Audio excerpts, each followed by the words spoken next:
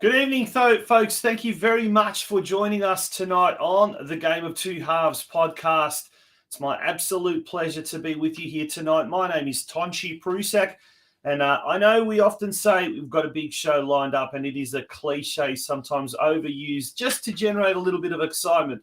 But tonight there are no cliches. Tonight there are. It is going to be an absolute massive show. We've got some huge guests lined up. And tonight we'll be talking about one document that potentially could be the most important report provided to a government organisation, both in the history of and probably the foreseeable future of the sport.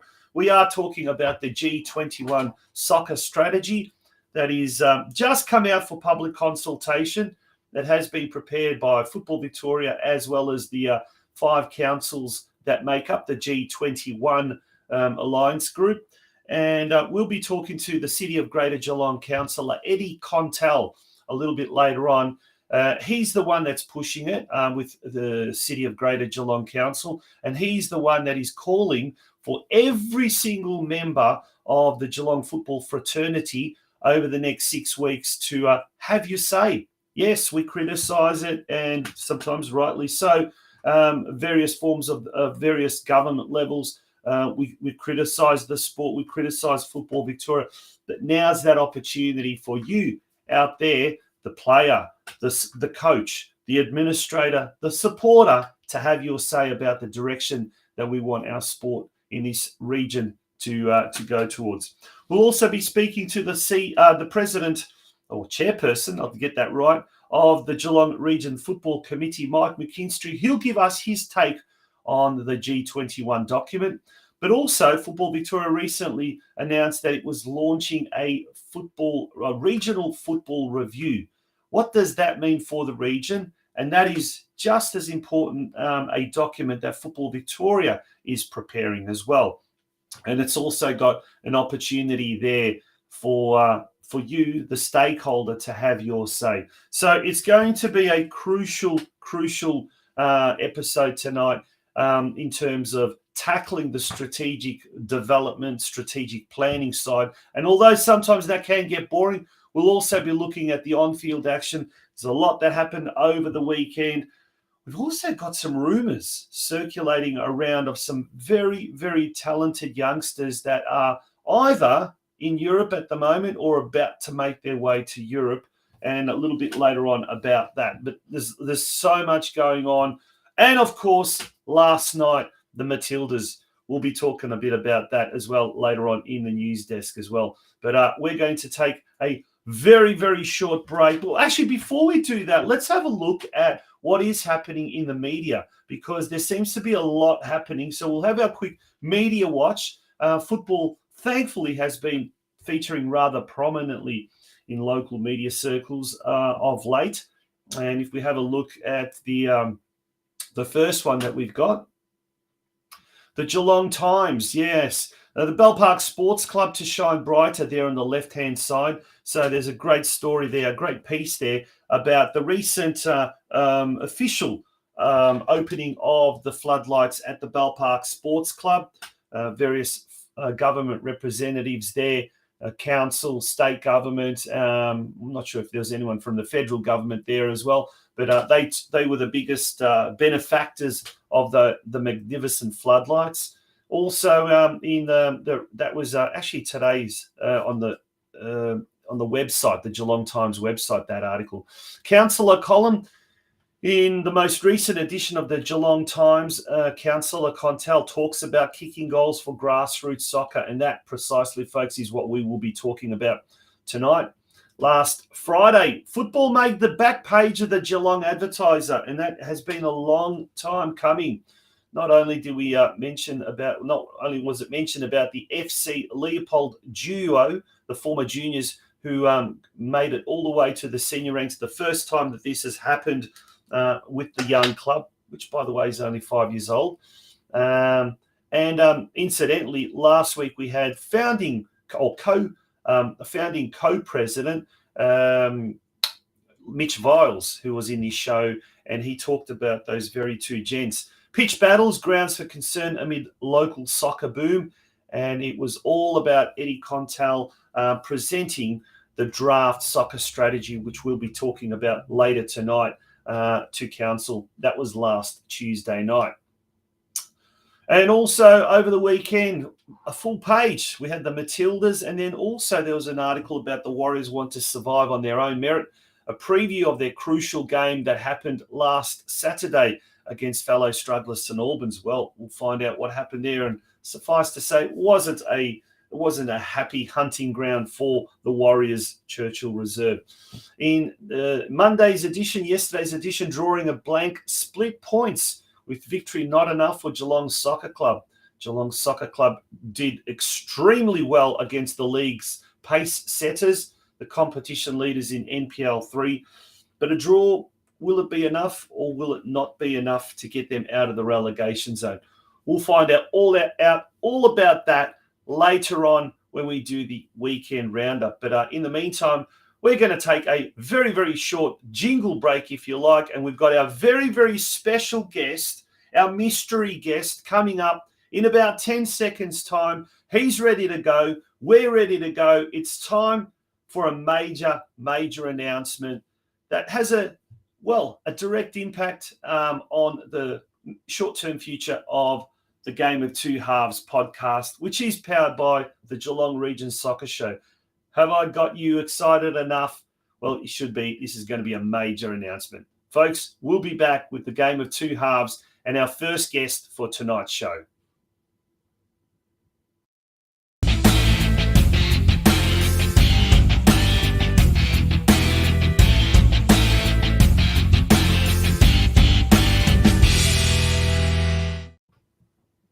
Well, we're back to the Game of Two Halves podcast, and after it was announced a couple of weeks ago that unfortunately Euro Football Star had pulled the pin halfway through this season on the major sponsorship of our podcast, we were left in the lurch, but a major Geelong organisation, a very prominent Geelong organisation, has come to the rescue, and it is my absolute pleasure to introduce the CEO of the Gordon, our new major sponsor for the remainder of 2023, Joe Ormino. Joe, welcome to the Game of Two Halves podcast.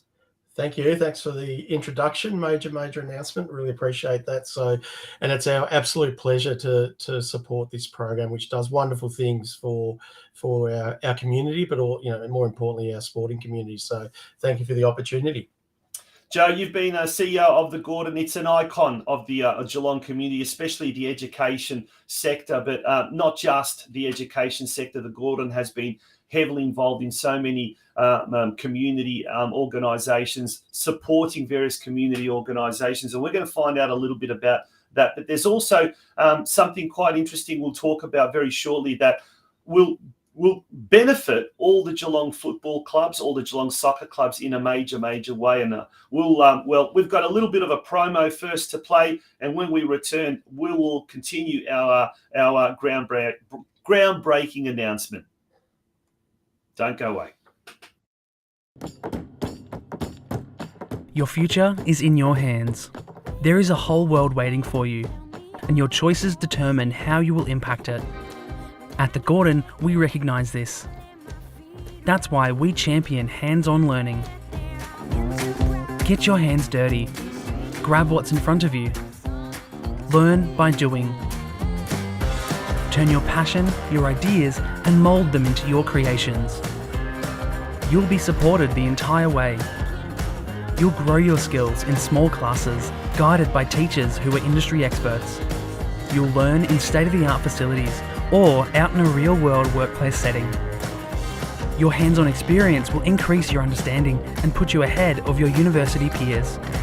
You'll graduate work-ready, and you'll graduate sooner, with a huge range of qualifications to choose from and support services to enable your success. Now is the time to continue your learning journey. At the Gordon, your future is in your hands.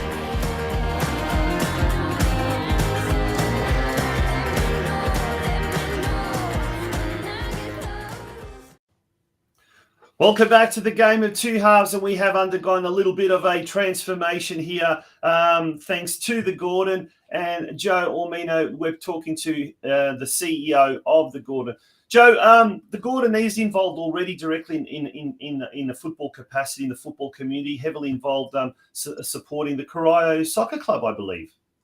So look, we have sponsored a number of clubs over the last few years. So we continue to do that, continue to support clubs as many as we can, and we hope to do that in a different way going forward when we announce what we're talking about later on. But Corio is my old club. I used to, believe it or not, I used to play, and they're a fantastic club, and doing great things in Division 1 state league. So they're just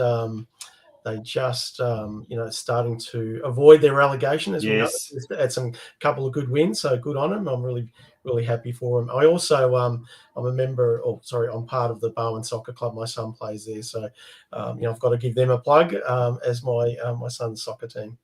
Yes, they're doing a brilliant job there out at Grovedale Reserve. I actually popped in there on Saturday watching my two nephews play, and almost got blown away by the wind, and it reminded me of my playing days, playing at Barwon Soccer Club on a Friday night. It was the Masters comp, might have been the first year of the Masters comp, and I've never felt so cold in my life, that cold gale force winds coming in from the bay. But those are the good old days, Joe, when we used to play. Nowadays, I think we just stick either behind the microphone or behind the fence. But speaking of action, aplenty, this Sunday there's going to be lots of action at the Gordon because it's the open day. Tell us a lot more about this. Absolutely. So on Sunday from 11 till 3 o'clock at the Geelong City campus, which is at 2 Fenwick Street, just across from Johnson's Park, we have our annual open day, which is an opportunity for our students to meet our teachers, take a tour of our campuses and have explore what your career could look like if you studied with the Gordon. So fantastic opportunity to see what could be, meet some people. You might even win some prizes. I know we're giving away a laptop, so yep. You need to register to attend the day, which you can do on the Gordon website, so www.thegordon.edu.au, or you can even call us on 1300 296 301. But look, there's lots of activities, lots of giveaways. We'd encourage people to, if they're interested in finding about what career opportunities exist and what the Gordon can support you with, please come along. And, the Gordon not only has the open day, but we've got lots of free TAFE courses. We've got about 40 free TAFE courses. So you know what? It's better than going to uni. Doesn't create a debt for you at all. So so my university colleagues might not like that, but hey, it's a little advantage if you do come to TAFE. You don't, for many of our courses, there's no debt. Absolutely. Yeah, absolutely. That's one good thing about it, for sure. Now, look, over the last few years, particularly post-COVID, many people have changed occupations, professions. A lot of people doing things that they never thought they'd do because it gives them flexibility, gives them, for whatever sort of reason. And the Gordon offers, once upon a time it was called Gordon Technical College and it was known as the trades, but there's so many different jobs now, particularly in the kind of community welfare sector and the health sector as well. Tell us some of the different courses, the varied courses that are available. Absolutely. And look, from a free TAFE perspective, as I mentioned earlier, you can do anything from automotive to building and construction to electrotechnology, horticulture, plumbing, a whole range of things, hairdressing, whatever might create a passion in terms of a skill set. We've got it all. So commercial cookery. So if you want to become a chef, you want to become work at a daycare centre, so early childhood, health services. Everything you can imagine, you can get it at the Gordon. So I'd encourage people to jump on our website or come along to our open day and to speak to some of our great teachers and great staff that work at the Gordon. Yeah, fantastic. Now, there is one way that all football clubs and all members of the local soccer community can directly benefit by going along to this open day, but also enrolling in Gordon courses. And tell us a little bit more about that and how the clubs can benefit. Absolutely. So, look, from the Gordon's perspective, we acknowledge that there's a lot of people that work in football clubs, and most of the people that are at the footy clubs are volunteers. And in one way that we'd like to support all of the football clubs is we'd like to offer free training for RSA, so responsible service of alcohol, our food handling courses. So if you're one of those volunteers who wants to offer up to support and work in the canteen and sell alcohol or not that we encourage people to drink, but if there happens to be, or food, you'll need these quals to be part of it. So we're offering free training in that space, as well as you can imagine with first aid. Soccer's a tough sport, so we offer first aid training for free as well. So I'd encourage the clubs to get in contact with us. Let the Gordon know which club you're from, and we'd be able to organise some participation in that training. So it's one way that we'd like to give back to the community. The volunteers give so much to community organisations like that, so that's one way that we can support the community. Well, Mike McKINSTRY, the chairman of the Geelong Region Football Committee, which is an advisory body to Football Victoria, on behalf of all the clubs. Well, he's coming a little bit later on, so we'll definitely mention that. And I think Mike's in the background; he's probably listening to this show now. So this will be an ideal opportunity for the clubs, particularly now as the season is starting to come to an end, and there's the volunteers and club officials have got a little bit more time now to start thinking about next year, getting all of those certificates and the food handling, the RSA, CPR, first aid training, all of those things, getting them sorted now. Now, Joe, you mentioned how you used to play and you're a keen football parent now and a fan. Did you take in the Matildas game last night? Absolutely. Watched them against Canada, and what a super result for our girls.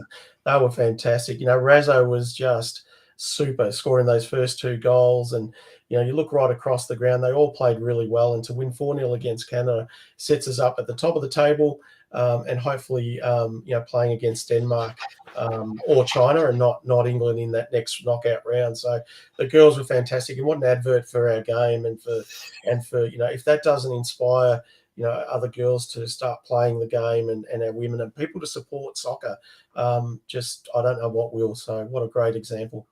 Yeah, it absolutely is. And I was reading an article today, just the impact that it's had, immediately the success of the women at the World Cup. And I think 7, 8, maybe even more of the main newspapers around the country all featured the Matildas on the front page. We were just speaking earlier how soccer here in Geelong made it on the back page last Friday, which is very rare to see. But that you can certainly think that if they go any further, which I'm sure they will, in the tournament, it's going to have a massive flow-on effect. What changes do you see, positive, negative, or status quo, of the performance of the Matildas at the Women's World Cup will have on let's say here soccer in Geelong?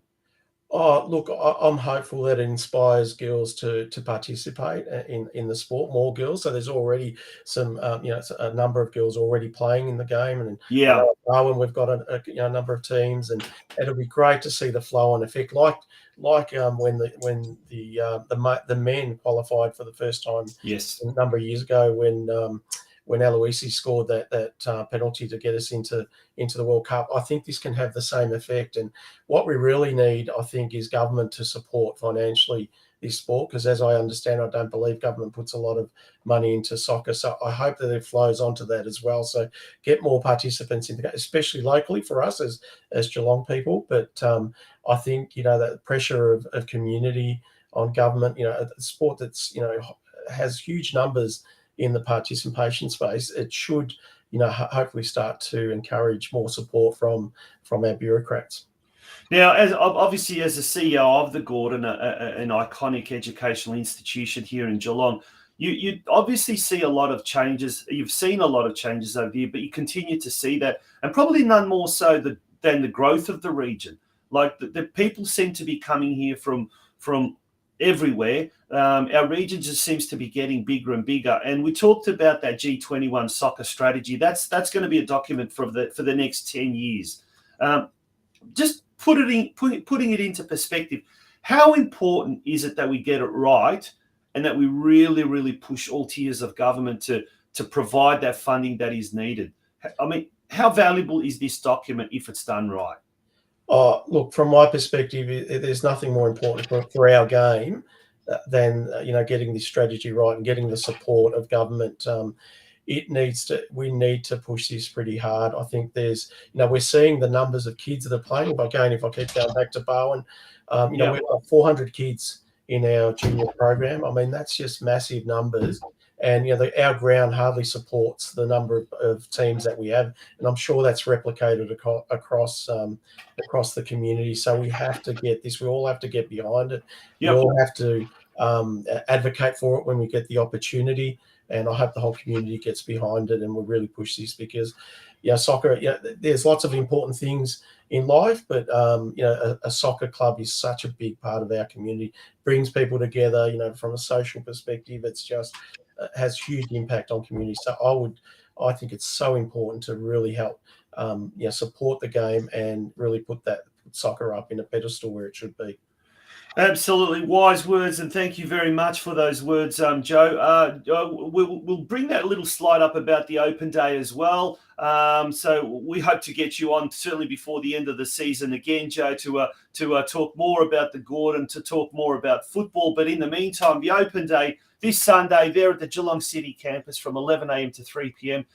Explore your study options with the Gordon, and if you register, you can win a laptop as well. So all roads lead to the Gordon this Sunday. That is, if you're not playing. And if you are playing, pop in before or pop in after. Absolutely. I'm sure you'll be able to jump in. But even if you can't, the Gordon, what's the website there? It's www. Is it on there? Yeah, the gordon.edu.au. Yeah, absolutely. Or come onto our campus anytime, whether it's at our city campus in Fenwick Street, on the corner of Latrobe Terrace, or out at East Geelong on Boundary Road as well.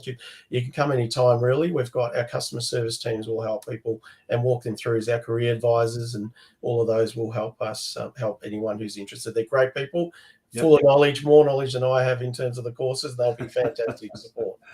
Excellent, mate. On that note, once again, thank you very much to yourself and to the Gordon for supporting our podcast, The Game of Two Halves, powered by the Geelong Region Soccer Show. And in return, we certainly hope that as many people we can get as many people down to the open day this Sunday. Fantastic. Thanks, John. See you. Good on you. Joe Almino, the CEO of the Gordon, and some major announcement there. And that's right, the Gordon will be the major sponsor of the Game of Two Halves podcast for the remainder of this year. We're very, very excited about that. And we're also very, very grateful to the Gordon for being able to, or for helping us to be able to continue this show for the next couple of months. We're going to take a quick break, folks. When we return, it's time for the local roundup. There's lots happening, lots of good results, some not so good results, as is usually the case. But folks, we will be back very, very shortly. Our name is derived from the Greek prefix macro, large. From the day we were born, this has been a promise for the future. We have grown through dedication, sweat, self-denial, faithful to our mission of being on the side of those who put themselves on the line. Through our name, we celebrate the greatness of those who believe there are no obstacles higher than their dreams. The courage to get back up after falling. The obstinacy of believing until the end. These are the values embedded in our logo. The Macron Hero. It's a celebration of sacrifice and tenacity. Up until your personal victory, until your arms are in the sky. Become your own hero.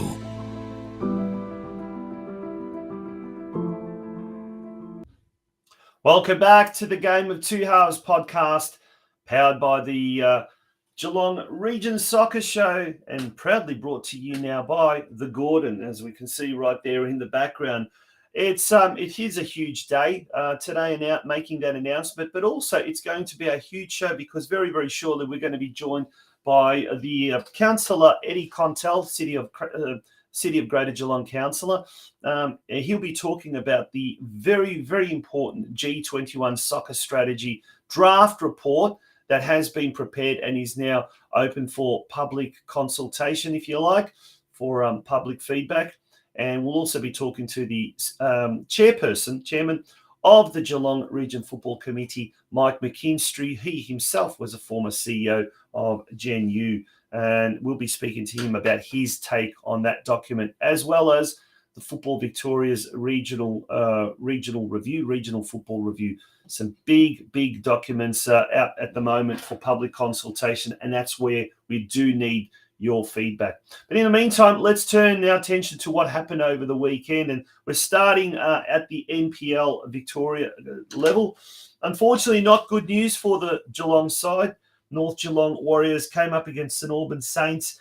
They went down 2-0 at Churchill Reserve, and they will now have a little bit of a break this week, as will all the men's teams that play in the Melbourne competition, bar one, and we'll get to that very shortly. But North Geelong's final 2 games of the season are both home games and against top 3 sides. In round 25, Tuesday week, they will be hosting Oakley Cannons at Alco Park. A very, very tough game, that one indeed. And then the week after that, the Saturday after that, it will be up against South Melbourne. So third and second in a matter of 6 days is a tough ask for the North Geelong Warriors. On to NPL 3. Well, as we mentioned, Melbourne Victory was held to a 1-1 draw by Geelong. Alex Stojanovski scoring for the Lions. And as a result of that draw, Melbourne Victory actually lost top spot to Caroline Springs George Cross, which has won the last 13 games. George Cross doing exceptionally well. And former North Geelong Warriors striker Caleb Mikulich was featured prominently. I think he scored a goal for George Cross on the weekend. Geelong, their next game is in 2 weeks' time, Saturday week on August the 12th, when they travel to Shepparton to take on Goulburn Valley Suns, 5th place Goulburn Valley Suns. Look, Geelong Soccer Club still could do it, but is going to be a tough ask. They've got Goulburn Valley Suns in the penultimate round, and that's followed by Beau Morris at Stead Park in the last game of the season. And it could come down to that game, whether or not Geelong is going to be able to escape the relegation zone. On to State League 1. Corio, they've had a really good run of results in recent weeks, but so too have the teams kind of around them. Banyule City in particular, and Keilor Park on the weekend defeated Strathmore. So Strathmore now has dropped below Corio. Corio managed 1 point, so they're now on 19 points. And even though they're 4th last at the moment, they are only 1 point ahead above the drop zone. So it's still very, very tight there in State League 1 with 3 rounds remaining. In round 20 on August the 12th, Corio will be hosting at Altona City, the top side. Now, the only side that's going to be in action this weekend are the Geelong Rangers. They're playing a catch-up game. But before that, let's have a look at what happened over the weekend. They travelled to Albion Rovers, where they lost 1-0. So they have been improving quite well over the last few weeks. They too, just like Corio, are in 4th last position, but they're only 1 point above the relegation zone. But they do have their catch-up game this week against 6th-placed Mill Park. They need a win. It's an important game. Geelong Rangers need a win. They will travel to Partridge Reserve. And as I said, they are the only team in action this weekend in the men's competition. State League 4, Bell Park caused the boil-over of the season in State League 4, defeating the runaway competition leaders Laverton 2-1. Young scored in the 60th minute and Mage scored in the 84th minute. What a great result that is for Bell Park. And their next game will be against Moonee Valley Knights, who are at the moment sharing 2nd spot or are in 3rd spot by virtue of a far inferior goal difference to our own Surf Coast. And Surf Coast just continue to kick goals, literally. On the weekend, they won 5-2 against Truganina. Yashkwi Karnovich scored 2 goals. John Pikett scored twice and Christian Mann scored once. Surf Coast in 2 weeks' time take on bottom side Gisborne at Banyule Warrior Reserve. And Barwon on the weekend had a thumping 5-0 win over Barnstoneworth United at Grovedale Reserve. Milton Bailey, three goals. It's his 3rd hat-trick of the season. Kilpatrick and Househam also scored. Barwon take on Keilor Wolves at Grovedale Reserve in 2 weeks' time. Now, it's quite interesting to note, in State League 4, the top 3 goal scorers are all from the Geelong side. John Pikett, he's leading the pack with 28 goals. Milton Bailey, he's second with 21 from Barwon. And Yashkwi Karnovich, who had a little bit of a spell in the middle part of the season through injury, he's back with the vengeance and he scored 14 goals. So he is doing really, really well in State 4. Finally, in the men's competitions, we turn our attention to State 5. Surfside Waves on the weekend, they were on the wrong side of a 6-0 scoreline against Melton Phoenix. Not very good result that, but in 2 weeks' time, they'll be travelling away to ETA Buffalo Club. So that is a big battle for to escape the wooden spoon. There is no relegation in State 5, of course, but nonetheless, you don't want to end up on the bottom or near the bottom. So that's an important game there. Lara United, by virtue of a Connor McGrath goal in the 7th minute, took an early lead against Wyndham FC. Unfortunately, they weren't able to score any more goals, and Wyndham were able to hit the back of the net twice and hence run out 2-1 winners. Lara United travels to Ballarat in 2 weeks' time, where they will take on Ballarat SC at Tricardo Park. Now, Deakin Ducks, they had the bye this week, and they will be travelling to Wyndham Vale North Reserve on Saturday week to take on Wyndham FC. So you can see the ladder positions there at the moment. All righty, we're going to take a very, very short break. When we return, it's time then to look at the women's competition in VPLW and also Women's State League 1. And they are the only ones that are in action this weekend. So at least there is some sort of local football going on this week. And plus, we've also got the Geelong Region Local League. Folks, don't go away. It's the Game of Two Halves, powered by the Geelong Region Soccer Show. We'll be back straight away.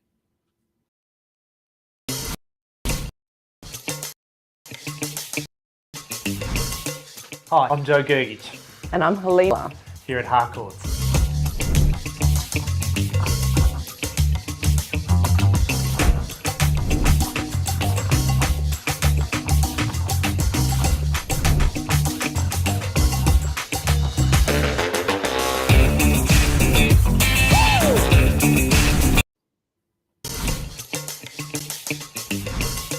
Hi, I'm Joe Gergich. And I'm Helena Fantella. And welcome to our family here at Harcourts.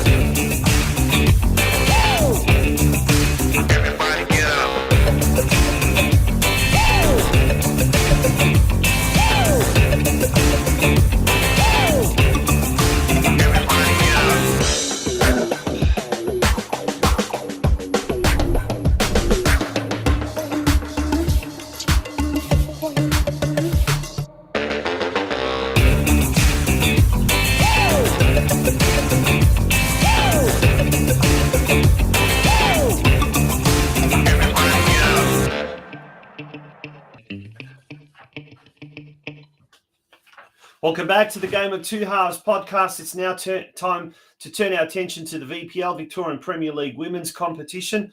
On the weekend, Geelong Galaxy had another good win over Ringwood City, and they've really hit a purple patch now towards the end of the season. Goals were scored by Rossali. Liesl Huddart scored her first senior goal, the youngster. Well done to her. And Aya Sano also scored in the 88th minute. She only scored one goal, which is quite unusual. But that takes her season tally to 27 goals from 17 matches. The Japanese import, who is just absolutely blitzing the VPLW competition, she's doing extremely well for Geelong Galaxy. She'll be in action on Sunday when Galaxy travels to Comets Stadium to take on the Casey Comets, who are at the moment sitting in third position on the competition standings. That should be a really, really good game, actually. Geelong really are pumped. The Galaxy girls are very pumped to finish the season off in the best possible way. Turning our attention now to Women's State League 1. North Geelong missing several key players, including Lara Herich, captain Olivia Ortiz, and the very experienced Zoe Tizard. Nonetheless, kept the competition leaders Bandura United to just one goal. Bandura United running out winners 1-0 over North Geelong.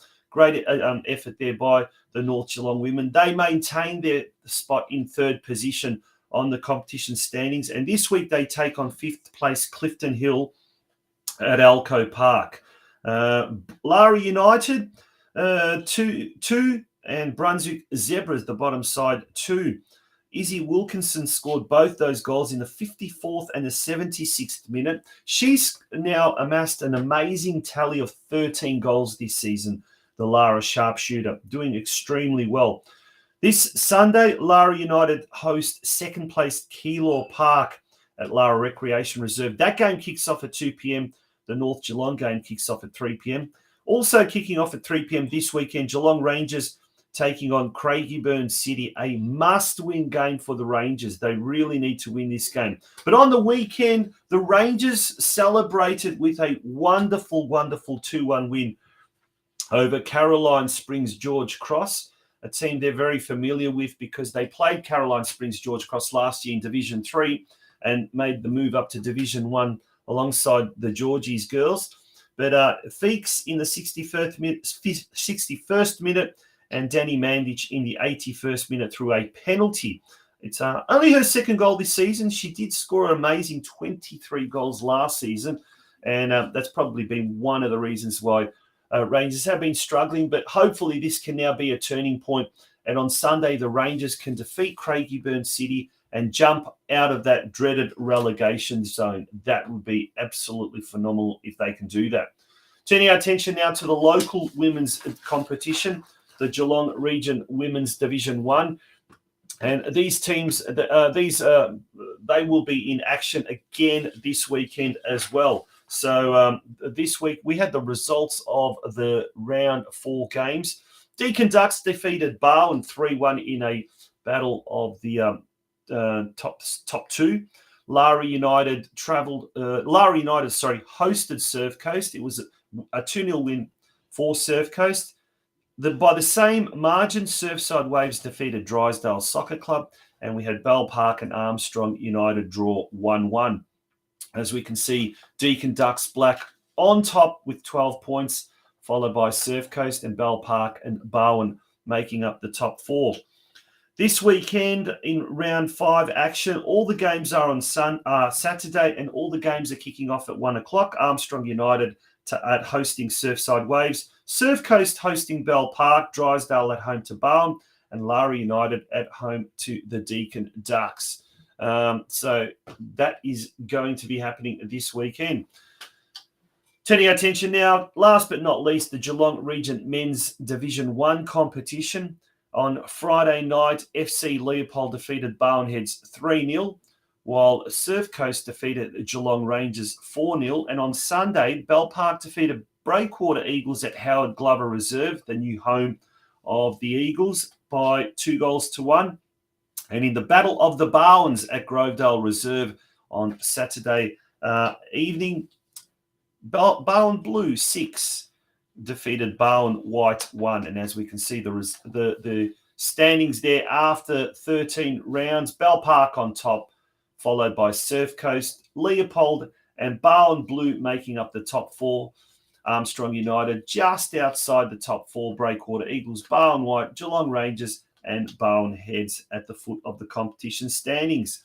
This weekend, 7 p.m. at the Bell Park Sports Club. If you're not doing anything, do come down and watch a great local derby. Bell Park taking on Geelong Rangers. About a kilometre, maybe kilometre and a half, separates these two teams, two clubs as the bird flies. Very, very close indeed. They'll be battling it out for bragging rights, no doubt, on Friday under lights. On Sunday, Bowen Blue hosts FC Leopold at Grovedale Reserve. That game's at 3 p.m. Breakwater Eagles hosting Bowen White at Howard Glover Reserve. That game's at 3 p.m. And Bowen Heads at the unusual time of 4:30 p.m.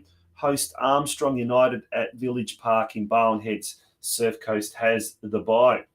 And that brings us to the end of the weekend roundup. Next week, obviously, won't be as busy with less games being played, but this is probably an appropriate time to actually say that we will be taking a break next week for obvious reasons, because on the Monday night, we've got the Matildas in action with their round of 16 game. On Tuesday night, North Geelong Warriors will also be in action with their NPL game against Oakley Cannons. Lots of football happening, and including the Australia Cup, which unfortunately won't be having any Geelong teams, but nonetheless, there's a lot of football action happening over the next couple of weeks. We're going to take a very, very short break, and when we do return, it is going to be time for our very, very first guest, EDDY KONTELJ. He is the councillor with the City of Greater Geelong. Stay tuned for that, folks. Don't go away. Your future is in your hands. There is a whole world waiting for you, and your choices determine how you will impact it. At the Gordon, we recognise this. That's why we champion hands-on learning. Get your hands dirty. Grab what's in front of you. Learn by doing.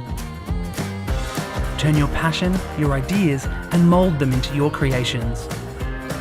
You'll be supported the entire way. You'll grow your skills in small classes, guided by teachers who are industry experts. You'll learn in state-of-the-art facilities or out in a real-world workplace setting. Your hands-on experience will increase your understanding and put you ahead of your university peers.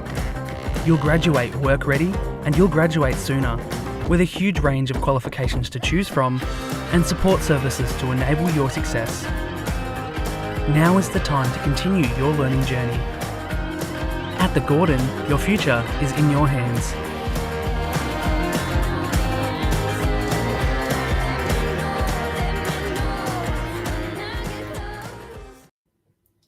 Welcome back to the Game of Two Halves podcast, powered by the Geelong Region Soccer Show. And it is an absolute pleasure now to welcome back to the show someone who has been on the show on several occasions, and he's always a welcome guest on the Game of Two Halves podcast.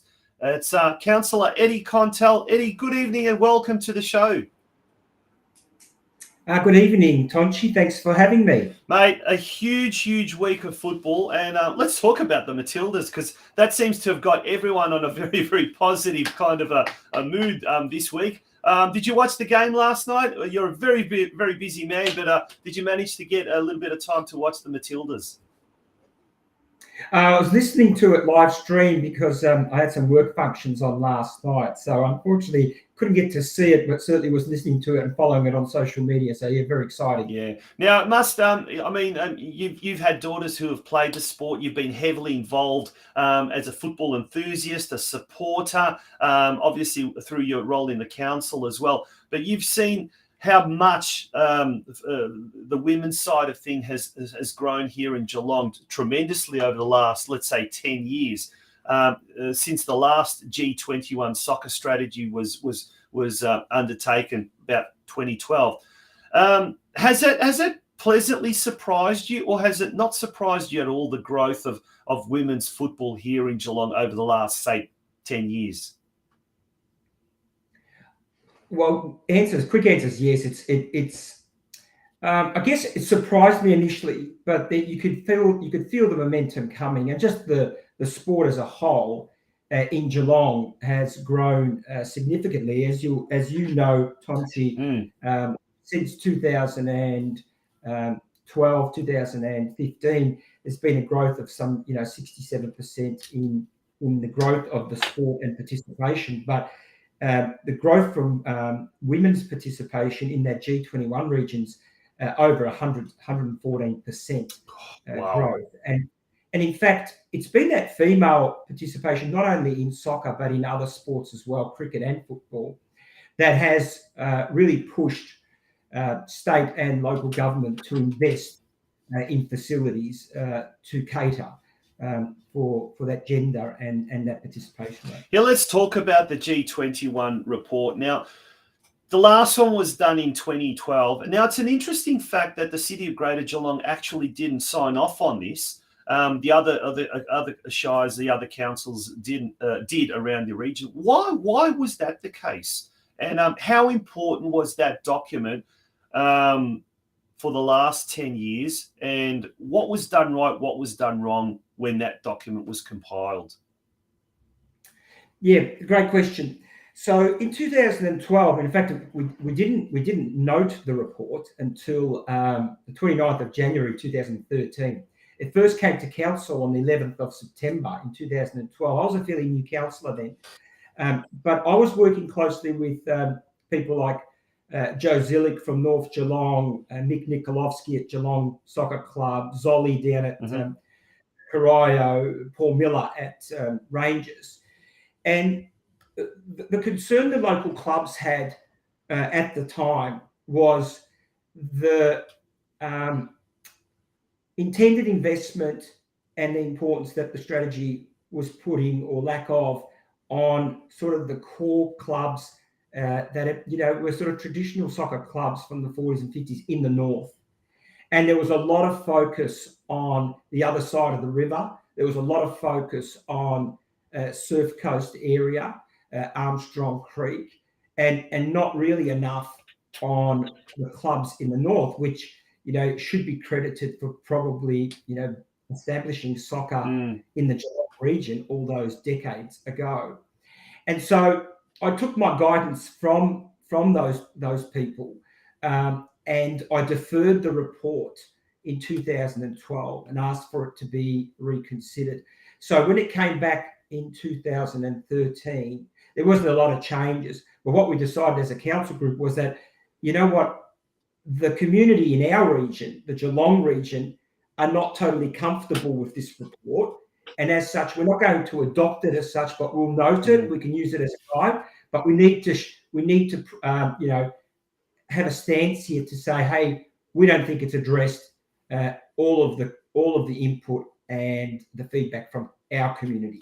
Yeah. Now, I guess over the last maybe say 5-6 years, the northern suburbs, when we talk about the football clubs in the northern suburbs, have enjoyed a lot better support, financial support from both the state government and the local government in terms of funding.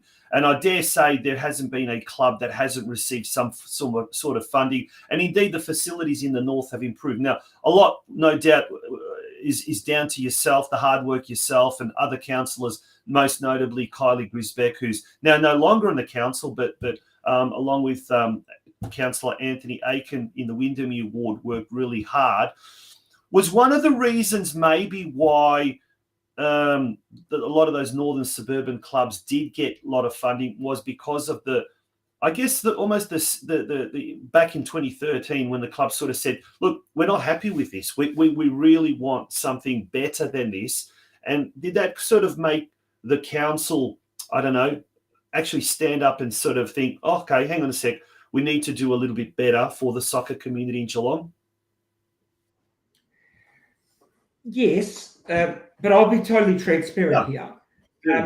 Much of that investment, particularly in the early days, I'm talking, the last, from 2010 let's say 2018, a lot of that was just through scrapping and hard work with me and other councillors. But I'd have to say, particularly me, in that area, with working with the presidents of those clubs, which felt that they just hadn't had any representation in the sport of soccer for decades. And so, and you might recall, in the early days, councillors, we had some funding. That's right. Yes. Yep. And people might criticise that, but I can tell you now that if it wasn't for that funding that we used to have as councillors, many of those projects that got off the ground wouldn't have happened. The other thing that must be definitely acknowledged is the state government's World Game program. That also helped a lot. So I'm not taking credit, but I'm just saying that through the work with the presidents, which were very, very, grassroots, they knew what they wanted, dragging me in. I like soccer, Tonchi. I like all sports. I'm not saying I'm not brought up in it like some of you guys, but what I did do, and what the presidents and the community were very kind in, is they educated me. Yes, they educated me in what was important and what the sport of soccer did for the North, not just kicking the ball and playing a sport, what it did for. So a lot of those projects got over the line because of that work that we did. Now, the strategy helps. All strategies help. But you've got to have people in your corner too, fighting for you. Yeah. Now, Josip Zilic, who you mentioned, he's obviously tuning in, and he's made a comment, and it's worth bringing this comment up on the screen there.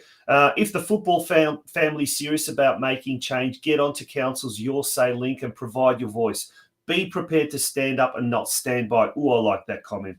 You have and that's a great. Sorry, if you don't mind me saying, that is Joe Zilic all over, because Joe was spearheading this last time. It was Joe that was encouraging me, pushing me, getting me to talk to the other presidents. So he's right. It makes a difference. You've got to speak up. Yeah. So how can people do it? So look, the G21 Soccer Strategy has been presented to council. We even saw a photo there, and I'll bring that up as well. That's already been presented. How can now people have that feedback? Okay, so so council noted the draft strategy last Tuesday night at the council meeting, and so I guess what I'm doing there with the photo, I'm trying to promote that it's out there. So we've now got 6 weeks to provide feedback through the council's Have Your Say page. It may not quite be there on the page today, but it'll be done by the end of the week. And then there's an opportunity, obviously, familiarise yourself with the report, which I've put on my Facebook as a link, so you can go in there and read it now, and provide your feedback. Tell us what you think about a regional facility. What do you think we need to be doing there? I'm all for Armstrong Creek, but I'm also for the North. We've got links to Melbourne Road. We've got an airport where we've got the Spirit of Tassie there now. So we're in the ideal location for some sort of a regional facility there as well. And provide your knowledge, because you are the experts. We need to take that advice. And remember, it's not just council; it's Football Victoria that are going to be seeing this feedback. Yeah, absolutely, and that is essential that we do jump on there and we do provide our feedback. And if we don't do that now and we just stand by, as Josip said, we'll only have ourselves to blame. Look, I do want to bring up a couple of there's a couple of comments or feedback that we've seen on Facebook. This has been on some of our posts that we've put, and there are a few people there, even people that are quite heavily involved in the football side of things. And Pete Bradley there. To be fair, it's a very good report, and so is the one in 2013, which promised a regional facility in Armstrong Creek. Will be interesting to compare it to the 2012 and see what has changed. Robert Cash, Pete Bradley there mentions, Robert Cash actually says, just a reprint edition too. And then Joe Pino says, not sure who conducted his study and how long it took, but it would have taken me, you, and anyone else involved in community football 10 minutes to come up with same conclusions. All right. Okay. Not exactly the most positive comments, but I guess that's what people are thinking. But how much of it this is the fear in football circles, I guess, is that this report is just nothing than lip service. How can we as a football community ensure that this report is actually, and what's I guess one example of this being so put into practical use? Is it maybe with developers, because we are seeing estates being popped up left, right, and centre around Geelong? Are developers looking at reports like this when they're looking at what community facilities they're going to build, i.e. AFL grounds, soccer grounds, that kind of stuff? Yeah, so sort of yes to all of that. So first and foremost, the fact that those comments are there, that's excellent in my view, because we're talking soccer, right? We're not talking cricket, we're not talking tennis, we're talking soccer, and that's what we need to be talking. Yes. And I think we can criticise where things haven't been achieved. You've got to remember a strategy and a master plan, I guess, is never a promise either. What it is a roadmap to where we want this to go as a community. What are the things we want to achieve? It's then a matter of really getting some grunt behind that and trying to get the funding from all levels of government. Councils won't do this on their own. I just know we just don't have the cash to do it on our own. We're going to need funding from the state, and they've shown in the past that they're willing to do that. And a regional facility, is going to be, 20 plus million to get a decent facility. We're going to need some real funding there. But where it can help is it helps you go and advocate for that funding. So if it's in the strategy, when the state government are looking at their commitments to community funding, particularly in the area of sport and rec, they look at what the different councils have got. The fact that we're under the guise of 5 councils and we're saying this is good for the region does provide a pretty strong voice in that. Equally, you touched on it with developers. When they're putting their plans forward, when they're trying to tell a story about the development they're wanting to bring, Northwest Growth Zone is a good example. That area is the next area to open up in Geelong. It's bigger than Ballarat. That's 155,000 people are going to be living in that area. It's bigger than Ballarat. They are definitely looking at plans like this and the AFL Barwon strategy and the cricket strategy to say, hey, we're going to bring this, but we're also going to bring this for the community. So, it really is important. And the comments that are on your Facebook page, they need to go into the submissions. Yes. Don't waste your enthusiasm. Put it into the submissions because that's where it's going to be valuable. Otherwise, it's just us reading. 100%. Absolutely so true. Anyway, we're going to take a very short break. When we return, if you don't mind just staying on, we're going to get the chairman of the Geelong Region Football Committee, Mike McKINSTRY, to come on. And he'll also talk a little bit about Football Victoria's Regional Football Review as well, which is another interesting document. And that could have also some rather major ramifications for the region. Positive, I'm sure, for the positive growth of football in the region. So let's hang around. We've got a very short break and we'll be back with Mike McKINSTRY joining us. Our name is derived from the Greek prefix, macro, large. From the day we were born, this has been a promise for the future. We have grown through dedication, sweat, self-denial, faithful to our mission of being on the side of those who put themselves on the line. Through our name, we celebrate the greatness of those who believe there are no obstacles higher than their dreams. The courage to get back up after falling. The obstinacy of believing until the end. These are the values embedded in our logo. The Macron Hero. It's a celebration of sacrifice and tenacity. Up until your personal victory, until your arms are in the sky. Become your own hero.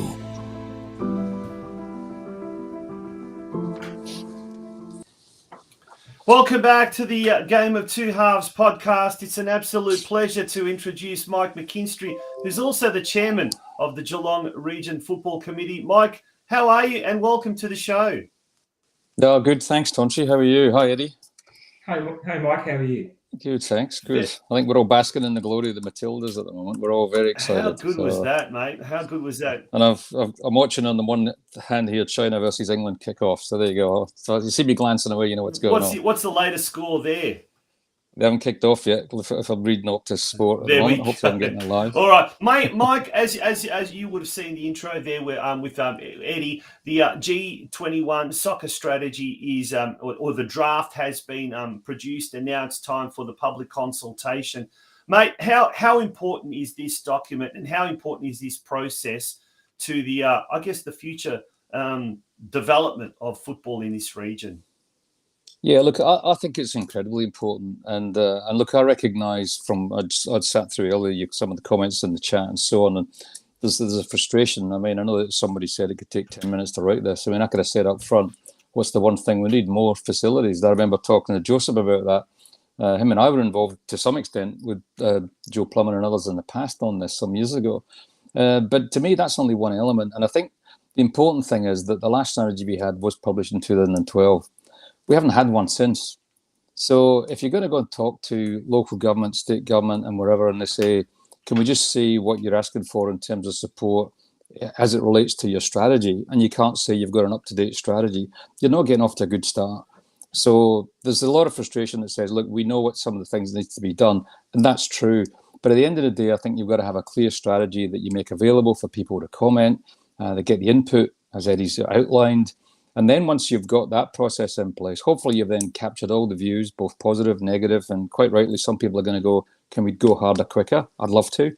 But I think once we've been through that process, at least people can then go back to saying, well, this is what you said in the strategy. So if you do ask for support, whether that be financial or otherwise, then organisations like local government, state government, and other parties for that matter, can see that, yeah, I can see how it relates to the strategy. This is consistent. And frankly, if I'm viewing it as an investor, that gives me confidence that the money I'm stumping up here is actually consistent with where this, the strategy of the football in the region is. And I think that would give us all confidence that we're gonna try and invest for the future. So that's, I think, in itself, though, the strategy is one thing. It's a document, and like a lot of organisations, you draw up these strategies, you make this big document, and you stick it on the shelf, and nothing changes. It's actually the follow-up part to that. It's the action, and that's the phase that we're going to move into after the consultation phase. And for me, to be frank, that's the most important phase. This is incredibly important for getting the foundation. But it's the steps from here that's actually when it starts to get into action. Yeah. Speaking of action, Eddie, are other clubs better? Are they improving, and are they better at dealing with the various levels of government than they were, say, maybe 10 years ago? I think by and large, yes. Because of the predecessors that were in the club and the engagement now that happens at that. It's something that we need to keep at the forefront, because I do find that clubs go through cycles when they change committee members. There may not be knowledge, that succession planning may not be there, and then all of a sudden they're not engaging at all the levels that they need to. So I continue to try to remind clubs to keep your councillors close, keep your MPs close, keep telling them and showing them what you want to do, because that's extremely helpful as you go. For instance, as myself, when I go into budget discussions, it's extremely important for me to understand what the clubs are wanting to try to achieve and what their aspirations are. Yeah. What's your take on that, Mike? Because you deal with the clubs on a regular basis, and you've been the CEO of quite a high-ranking organisation here. From a business perspective, are the clubs running their affairs a lot more professionally, even though they're all volunteers and they're all amateurs? But are they running it more, from a methodology or method point of view? Are they running their affairs in a better way these days? Look, I think overall the answer to that is going to be yes. And this might play into the discussion we're going to have about the regional football review that Football Victoria are going to do, because it varies. And you touched on it earlier. There's a lot of really great clubs around Geelong that have been very strong for some time and are very well run, and they've to be congratulated for everything they've done. And that traditionally, as Eddie said, is the clubs in the north, and they've done a great job and deserve every credit for what they've done. However, some of the other clubs still need a bit of support. So they don't have the track record. They maybe don't have, as Eddie said, the depth of people who are involved in the committees for the years. And frankly, they're a smaller club, so they have less financial resources as well. They've got less membership. So sometimes, those clubs are maybe still developing their strategy about how they engage with their local MPs, whereas others have got that down pat and very well established. And I think one of the things that I know that a lot of the audience members, some of them might have been on some of these shows before, and I've talked about this idea of trying to, make the tide raise all boats. I don't think what we want to have is a Premier League and Division 1. I think we want to actually bring up the other clubs to a point where we're playing very competitive football in Geelong. That's what we want. We don't want kids walking out and the really strong clubs thrashing the weaker clubs 10-0. The kids who win in 10-0 are learning, frankly, nothing. And the kids that are getting beat 10-0 are walking away pissed off. It's not particularly, if we're trying to grow participation for young women, we want to not equalise it or dim it down, but we want to encourage those clubs to remain strong. But we also want to have a more competitive league. And that involves not only investment in facilities, but investment in what I've called, you might remember, the hardware and the software, to use the IT analogy. You can go buy the best IT equipment in the world, but if it's got crap software, you'll have a great facility and lots of lights, but the standard of football in the field could be rubbish. So what are we going to do in alongside those things that are important for infrastructure, but also investing in things like coaching, and in particular, coaching the coaches? Because at the end of the day, those are the people that are often at the touch point for kids. And a lot of them are sometimes volunteers that have either been lucky enough to have played themselves or been involved in the game for some time, or others that, are, as you know, from there's a lot of volunteers in this sport, as indeed in others. They do their best, but some of them don't even have a soccer background. And that's not a criticism of them, but they can't give the same standard of advice, perhaps, to younger kids coming in. So what can we do to help those clubs that are in that situation so we actually lift the game? And I think that's really important. This is where the strategy is going to be all-encompassing. It's not all about just facilities. It's about inclusiveness. It's about all the things that we're all trying to do, driving female participation, as well as getting out there and having fun. It's about winning too, but you also want to have, the kids. What we fundamentally want is the community sport to be competitive, but we also want it to be fun. And I think this is a kind of multifaceted document that we're trying to capture more than the obvious things, which you can rattle off in 10 minutes, which is give us more facilities and lights, and that's the easy bit. But it's trying to encompass all those other things alongside those other important hardware things, and I think that's what we're trying to pull together here. Yeah. Eddie, just one last one with you, and then we'll let you go. Thank you so much for joining us tonight. I know you're a very, very busy person, but what's been the main priorities that have been established by the G21 draft report so far? And part two of that question is, what ideally would you love to see, say, over the next 5 to 10 years? What will be the main things that this report will produce, if you like? Well, first priority would be that Geelong Council adopt the report. So I'd love to get it to a position where the clubs, particularly the clubs in the Geelong region, because that's the area I'm interested in the most, are supportive of the strategy. And we actually adopt it this time. So that would be first priority. Second is that, of course, that it delivers on its actions in the period of time that's set. And, the ones that are called out upon are, facilities, of course. There's pitches, there's female participation, there's fair entry and fair play. But I still think the big ticket item would be to have either a sub or a regional facility in the Geelong area. That is a must. I think we've had a couple of lost opportunities with that, and that would be the one that I think we need to demand. Our city, along with Surf Coast and Golden Plains, are 3 in the top 10 growth municipalities in Victoria. And so, and for the fastest growing city on any given day in Australia, we deserve and need to have a regional and sub-regional facility in the Geelong area. Eddie, thank you so much for joining us on the show tonight. And basically, it's out to you, folks. We want as many people to be to have a say and to provide some feedback. And it's the Your Say part of the Geelong City Council website, the official website there.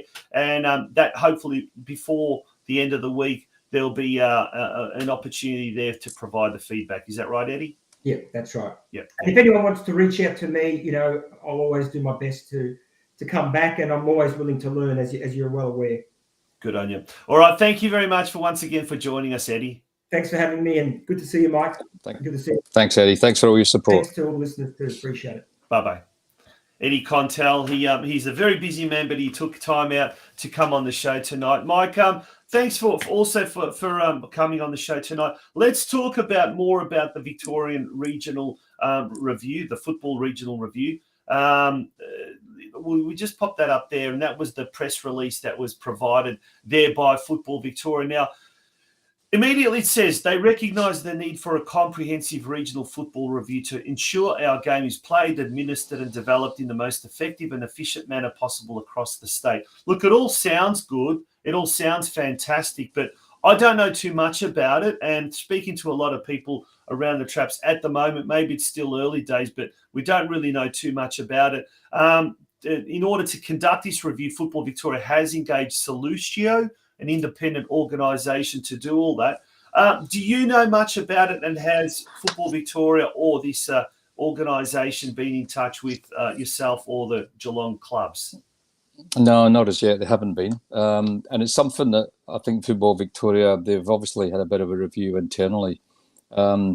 Look, I mean, I think we can always, and I know that there's a lot of people on the call here. You can always throw rocks at Football Victoria or local government or whatever because they're not good at this and not good at that.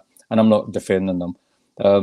However, the only thing I can say is that if an organisation sort of says to themselves, hey, look, can we put in place somebody to review how effective we are engaging with the associations and also with the clubs?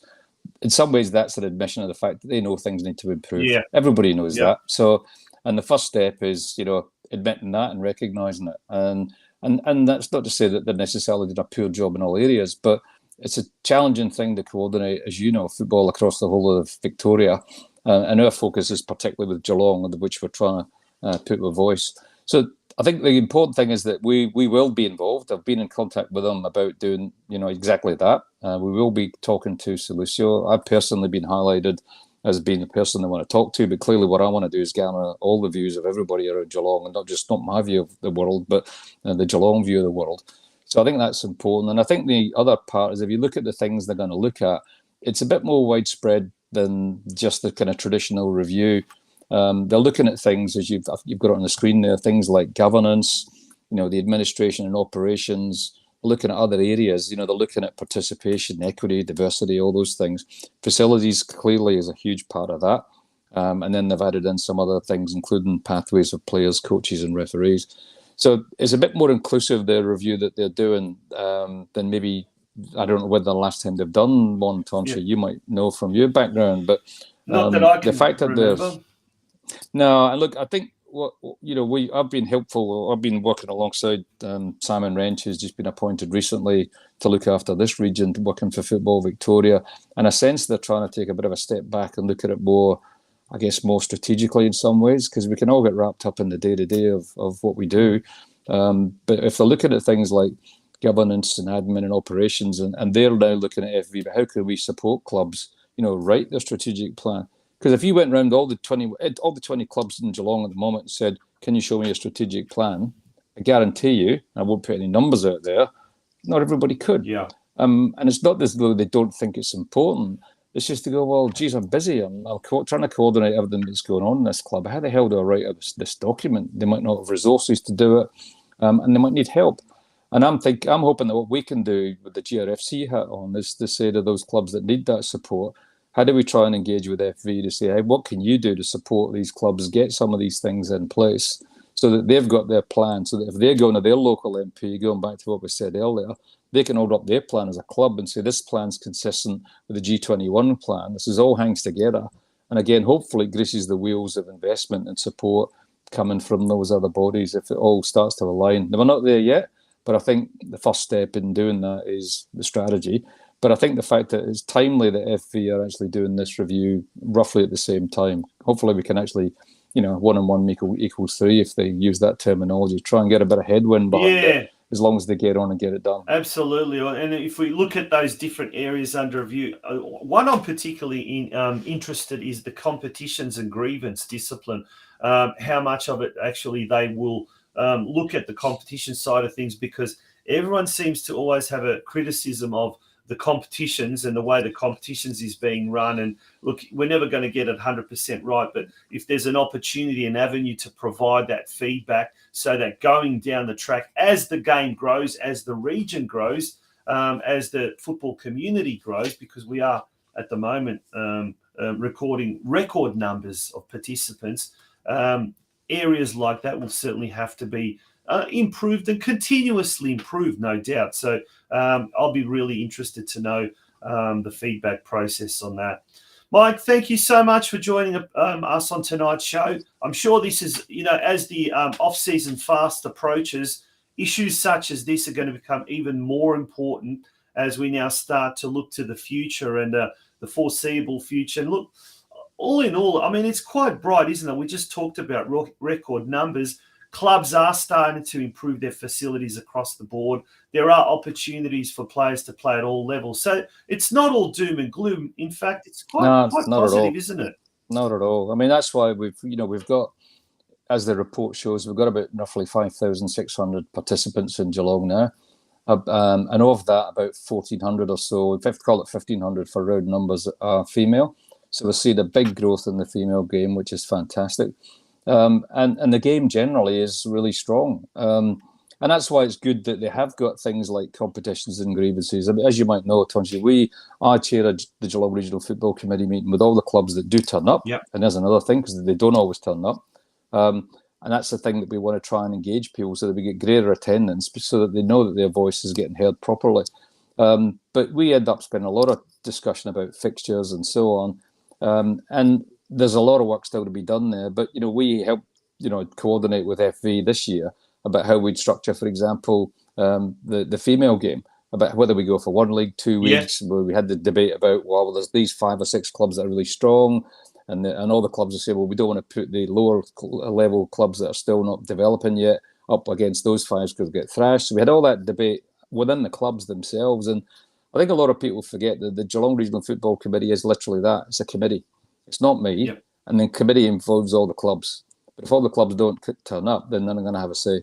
But equally, I understand why they don't always turn up, because they think, well, what's the values they're adding? And I think it is beginning to build. I think if we can get some momentum behind the strategy, behind this review, then it'll just give Geelong a stronger voice, and that's got to be a good thing for the long term. Yeah, absolutely. And I'll look. You mentioned the women's competition and how it was a 15-team division, and then it was finally split up. And if we actually have a look, if we bring the ladder up, okay, Lara United on the bottom, they've lost 4 games, but you get that generally speaking.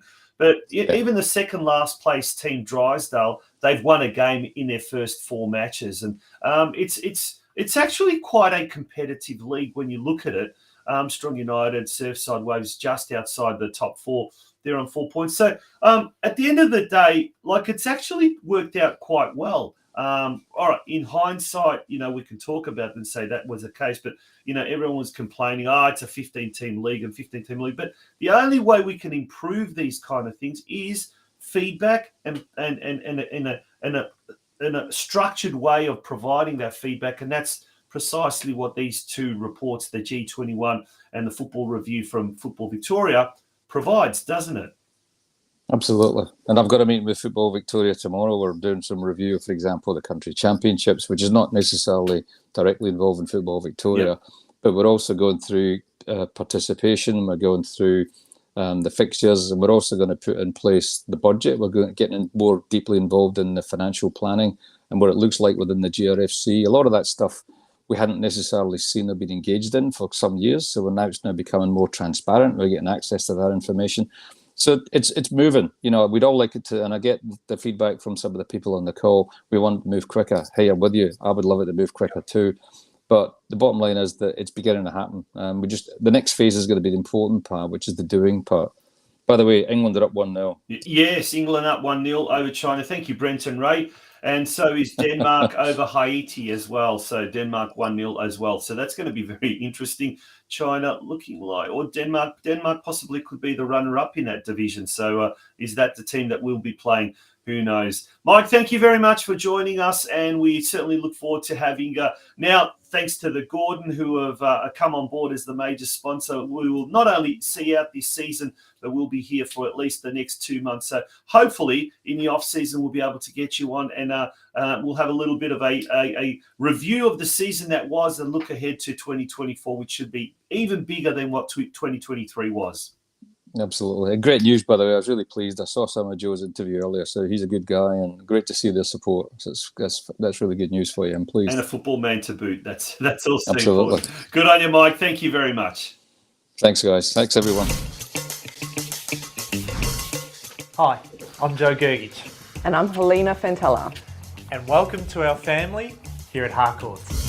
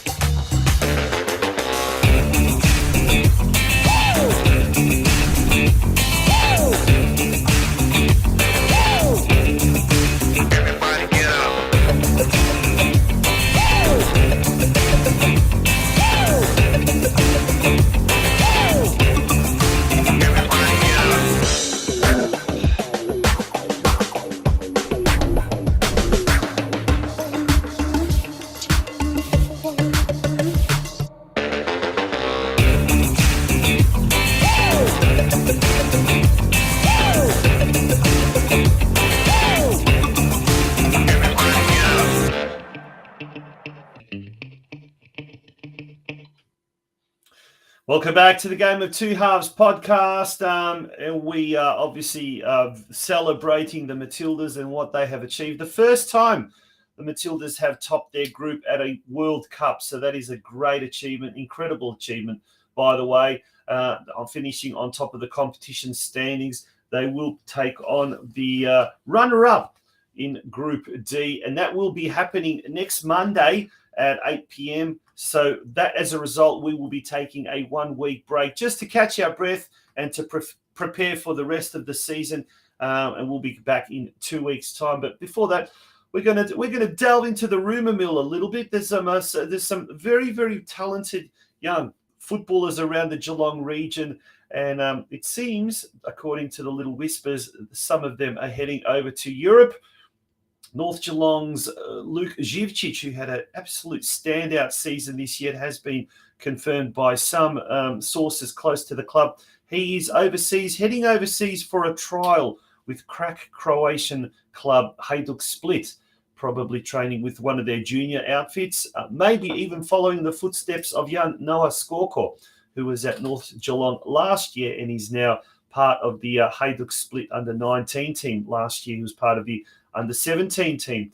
And there's also a young Geelong soccer player. There's a big question mark there because, we're still waiting on a few things to be confirmed, but stay tuned for that. We may have some more details, more information in 2 weeks' time.